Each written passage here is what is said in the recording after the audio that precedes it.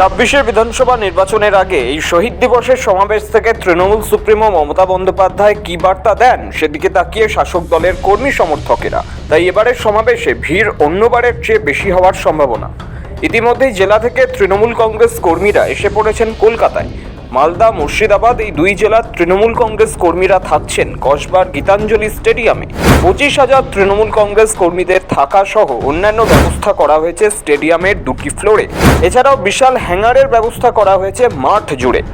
জানা গিয়েছে স্টেডিয়ামের দুটি গেট দিয়ে তৃণমূল কংগ্রেস কর্মীরা স্টেডিয়ামে ঢুকতে পারবেন। দুটি মেডিকেল ক্যাম্প সহ অ্যাম্বুলেন্স থাকছে। কর্মী সমর্থকদের খাবারের ব্যবস্থাও করেছে তৃণমূল কংগ্রেস। তৃণমূলের কর্মসূচির দিনে শহরে যান নিয়ন্ত্রণে নির্দেশ দিয়েছে কলকাতা হাইকোর্ট। ওই দিন সকাল 8টা পর্যন্ত মিছিল করা যাবে।